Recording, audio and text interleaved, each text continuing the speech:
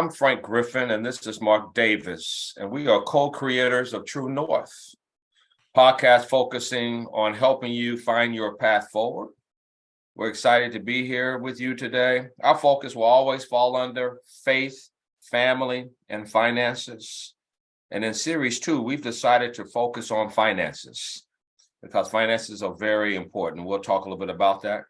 We're focused on providing listeners with a toolbox that they can leverage based on whatever stage of life or financial situation you might be in. If you like our material, we're asking you to like it and subscribe to our podcast. So without delaying anything else, I want to introduce you to my good friend, Mark Davis, and we can get right into our financial discussion today. And I think today, Mark, we're talking about debt, good debt versus bad debt. Yeah, thanks, Frank. We'll dial into a little bit of debt management along the way. As a reminder to our listeners, we are not experts. We're just a couple of middle-aged guys who've been exposed to a number of things that we want to pass along. I think in both of our lives, we found that a number of folks don't have much in the way of financial literacy. And on other aspects of their life, they don't necessarily know how to find their path forward. Path forward being where they are to where they want to be. That could be a better parent, better spouse, better entrepreneur, better employee.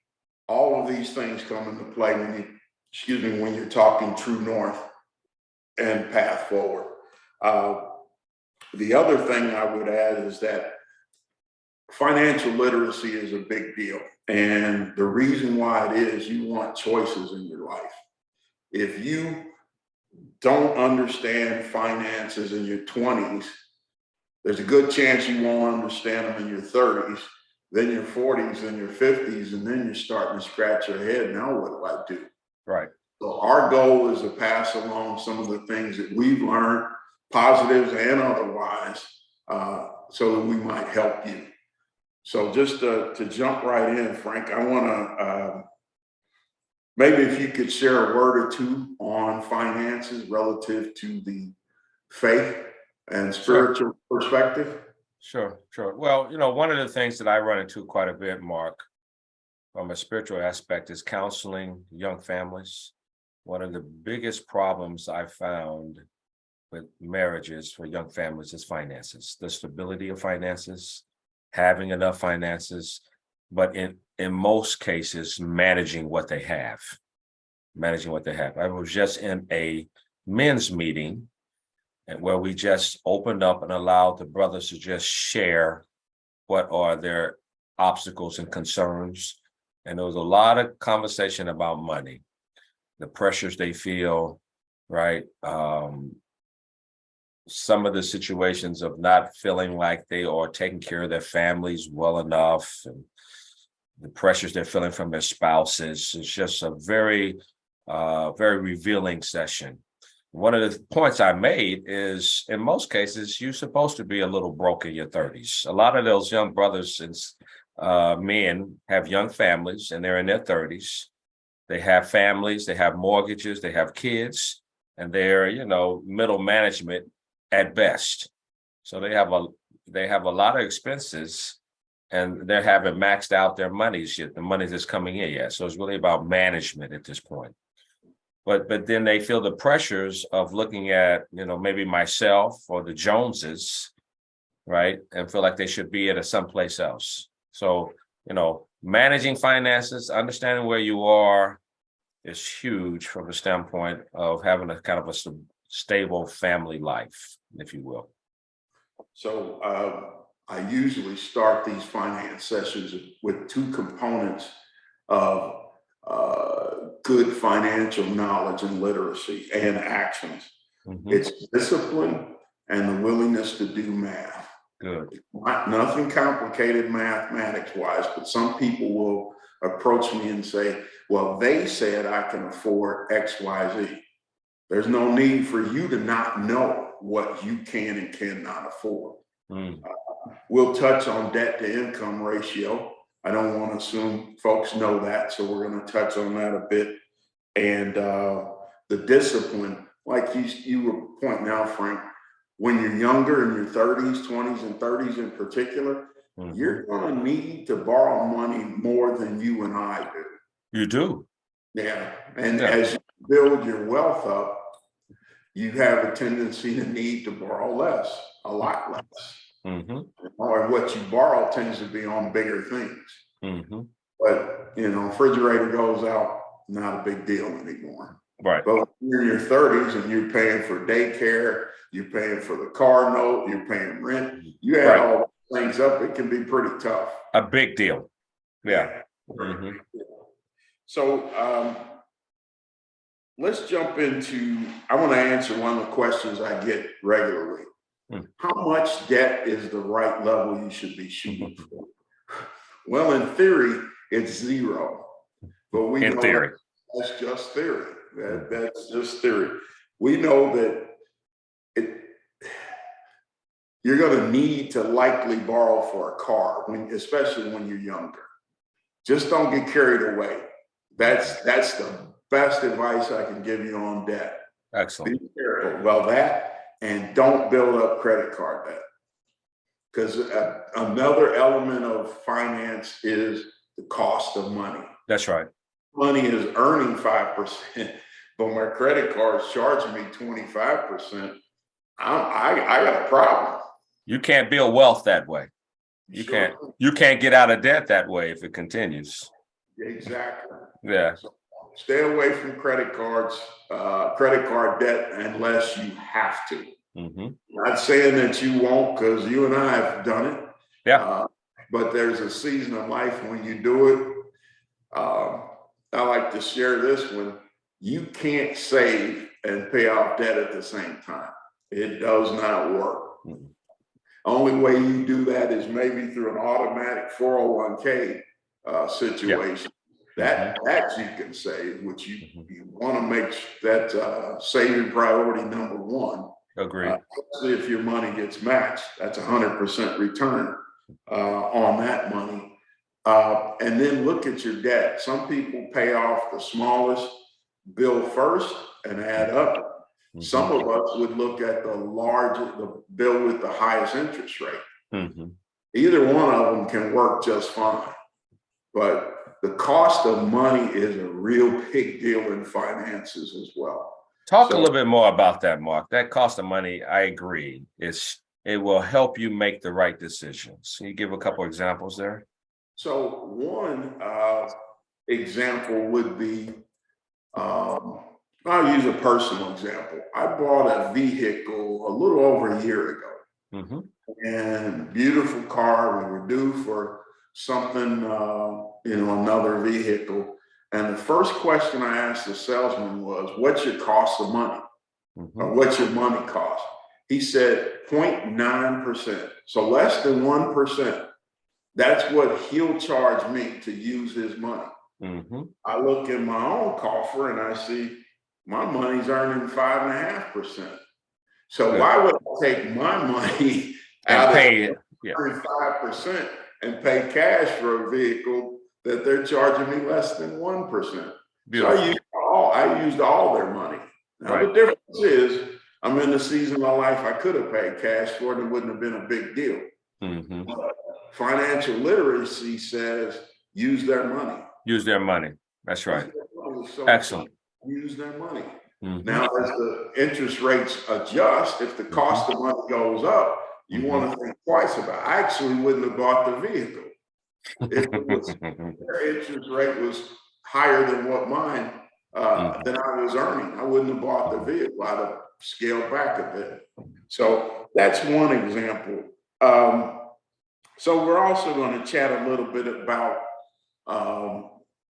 appreciating assets and the debt associated with that, as well as depreciating assets. That's a big difference there. It is. Did you want to add something, Frank, before I get into a couple examples? No, I always try to leverage to go to the Word of God. And I was looking at, I knew we was going to talk about debt, good debt, bad debt, but there's a couple of scriptures that jumped out at me. One is in Deuteronomy, and the Bible says, "For the Lord your God will bless you just as he promised you. You shall lend to many nations, but you shall not borrow. We shall reign over many nations, but they shall not reign over you. That was in Deuteronomy. Then in Proverbs, it says, the rich rules over the poor, and the borrower is servant to the lender. So the Bible is clear that it is clearly better to lend than to borrow, right? But there are times and seasons for that. And I think that's what you're trying to really talk about, Mark. There is it's okay to have debt, but there's good debt and there's bad debt. So if you want to have debt, you want to have good or better debt, right? Yeah. Yeah. So you can get out of debt in a reasonable amount of time. Yes. So if you're going to go into debt and you can help, if you have the choice, pick an appreciating asset, such as a mortgage. If you're going to buy a home, you're going to take out a mortgage. Most of us have to do that. And there are a lot of financial reasons, taxes, etc., that play in your favor. So I took a couple of numbers and ran the calculations on it. So let's say you buy a $300,000 house. You put 10% down, $30,000. I calculated in 3 years with the average appreciation rate of like 3.5%. Okay. That home would be worth $330,000. So if you notice, your $30,000 investment now added $30,000 additional to your wealth. Awesome. So let's see, you would be $60,000 to the good on the overall transaction. So your 30 got you 30, and your property should continue to appreciate over time. That's great. And that's the 3-year example. Now, appreciating asset, and you said that is in 3 years? Yes, 3 years. 3 years. Very good. Excellent.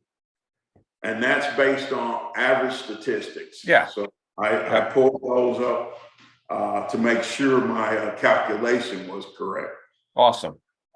Now I'm going to flip it around and show you depreciating assets.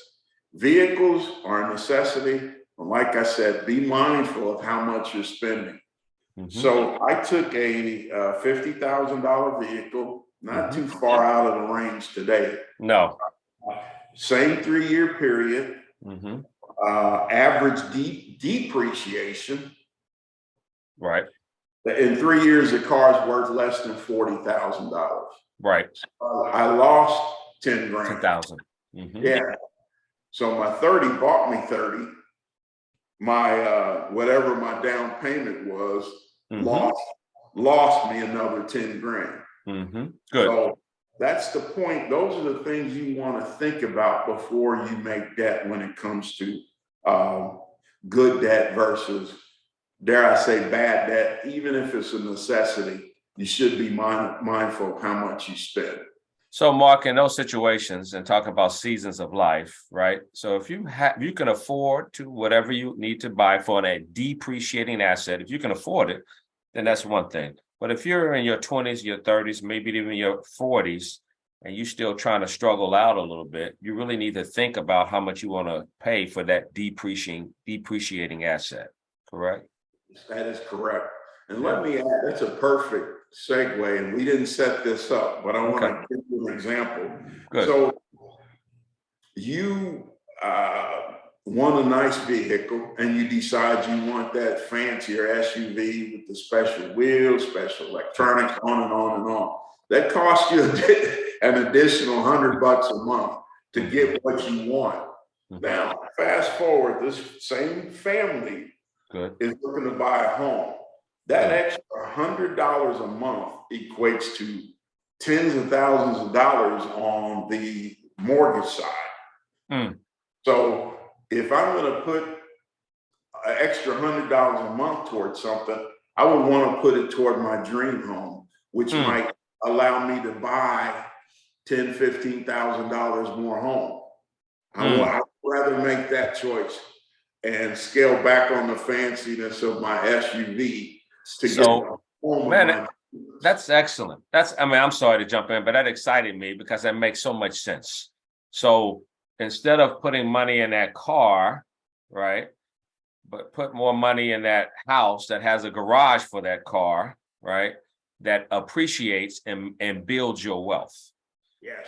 That car will pull from your wealth, Mhm. actually, Yes. but that house, in most cases, will add wealth for you. So if you add another $100 to that home and it appreciates, you're probably not only living in a nicer home, but it's probably making you more money. That's spot on. Man, that's awesome. That's awesome. And You know what we find, and I apologize, this excites me though. We've talked about this. Some of the wealthiest people we know, we've seen this from the majority population, right? If you see them driving around, you meet them in Walmart, you would never know what they have. You'll never know until they invite you over to their house. Yes. Yes. And then you're like, what? You look at the car and you look at the house and you can't make a comparison, right? People with money don't need to show they have money. And this is good. And that's probably a second or third generational thing. Yes, it is. And that's a different conversation. Yeah. The neighbor I have down the street who owns a business, he gives 2% of the profits of his business to his daughter. Now, if you saw him walking down the street, he does not have G's this big on his shirt. Doesn't. Yeah. He doesn't have to do that. He has nothing to prove. Nothing to prove.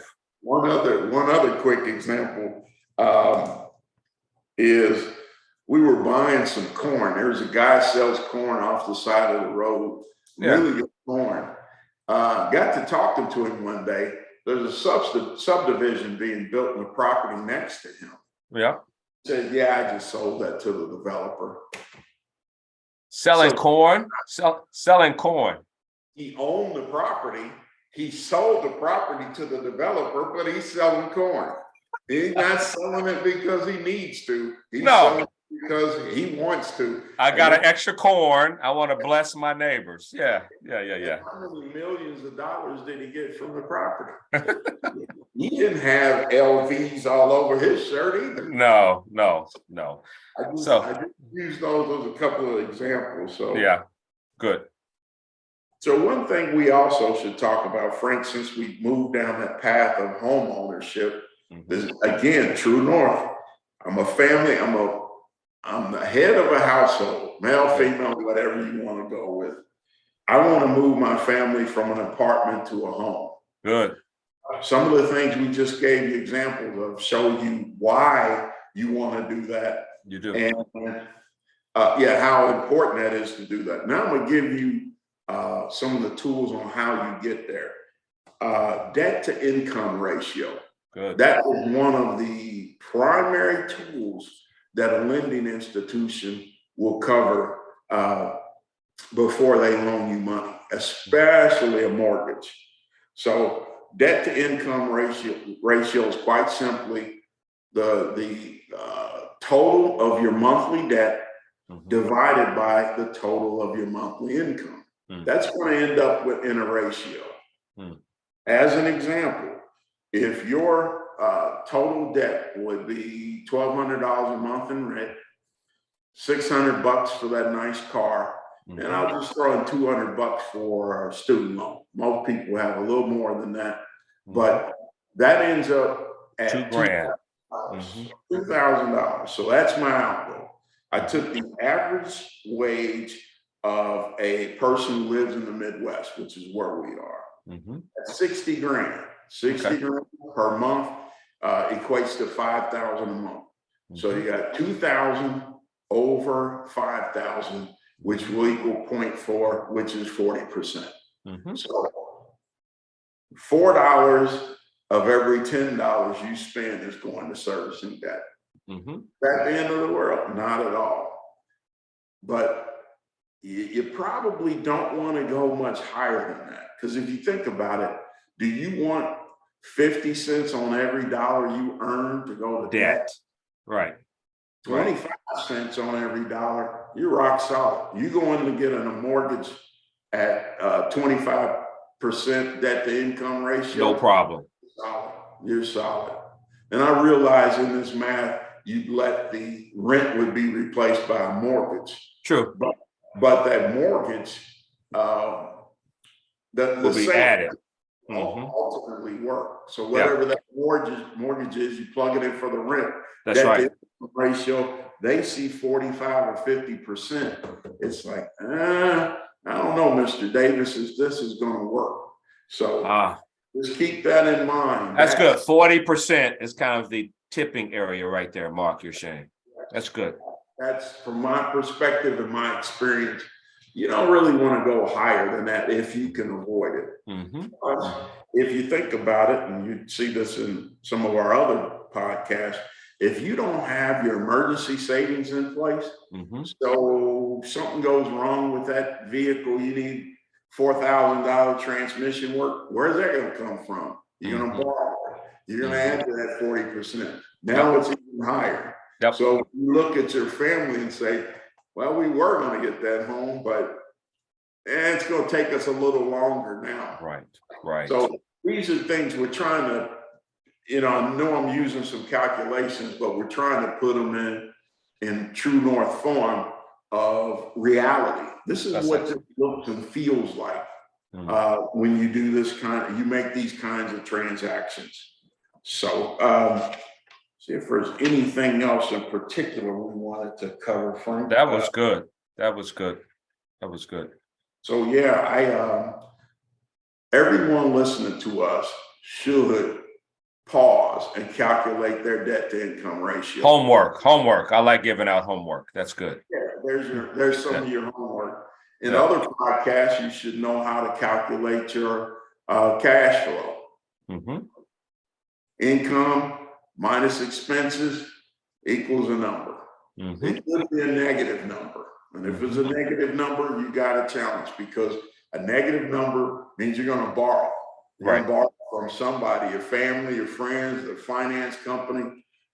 Otherwise, you're going to sink. So I tie all of those into the debt component. So being mindful of that, and try your best to stay away from credit card debt. Yes. I need to repeat that enough. If you got debt on a vehicle, I get it. Yeah. Don't overdo it, because it's going to cost you some of your house. I want to use this example. I talked to you before. One of my kids graduated from college, had a nice, solid job, nothing, not extravagant, but a very good job relative to her degree, etc. She had a vehicle, very modest vehicle, as you would guess, a little older, nothing to look at, but very reliable. Okay. I shared with her, obviously it was paid for. I shared with her, that car is going to buy you your first house. So if you apply what we just said, she walks in to get her mortgage, she has no debt. Her dad took care of student loans. Why did her college payments? Why did we do that? Because we could keep the debt down. We're supposed to move our generation forward, true north. Good. Our true north. So nonetheless, she walks in. Her getting a mortgage for her home was a piece of cake. She got to pick what she wanted, the house she wanted, her and her husband, and their family starts. The house is plenty big enough for their family. A lot of positives. And the interest rate, I would even say, because she had no debt and probably decent credit, then she can really get a very reasonable interest rate versus a very expensive interest rate, which is a big deal. Great point. The buy here, pay here car places, they're there because you don't have good credit. That's right. And their point is, we'll finance the car on you because we're going to charge you an arm and a leg, one, and your credit says you're not going to keep up with those payments. Then we repossess it and sell it to the next person. Make money on you. That's exactly what they're doing. Payday loan places, don't do that. Don't do everything you can to avoid doing things like that. Agreed. Find a banking institution. I know a lot of folks, especially from the minority community, don't trust banks. Well, you got to put your money somewhere. That's right. Putting it under your bed is not going to is not a good choice. Mm-mm. So Mm-mm. Awesome. anyway, those are the key things I wanted to touch on. Frank, is there anything I missed that you might want to throw in? No, this season too is so important. You know, the Bible talks about money as much as it talks about sin or love, right? The Bible says that the love of money is the root of all evil.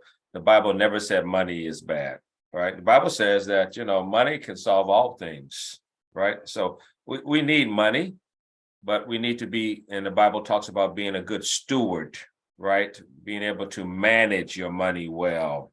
And what I have found in my life is when you manage your money well, more money comes, Yes. right? And you can leverage it more, right? So I think God blesses you with more. That's one thing, and that's a different conversation. But also you'll be able to leverage more opportunities. So it just really just snowballs or compounds on top of each other. So this series, Mark, is so important. We talked about this. We're so excited about it. We decided to focus only on finance in this series because it's just money is, as we know, is a very, very important part of, you know, our life, and what we do in our life. So I appreciate what you just shared with us, Mark. I really do. That's good stuff. A couple of things you pointed out as we wrap up. I know you probably noticed how many people want to loan you money now in this season of life. It's coming through. It's like, stop it. I don't need a black card. I don't need this. I don't need that. I tell them no at least once a week. At least once a week, I tell them no. Yeah, somebody. That's right. Mm-hmm. So let's see. I want to point out a couple of things. First of all, this is our finance series. We covered a lot in our first series, which was about hard work ethic, managing time, your budget. That's right. And a number of other topics. So that's right. If you haven't checked out our first series, please do. I think you'll enjoy that. And as we move through this second series, you'll hear more about cash flow. We haven't dove into net worth yet, so stay tuned. Good. Leverage, wealth building, the financial eighth wonder of the world. Stay tuned for that. Absolutely. We get to the family bank.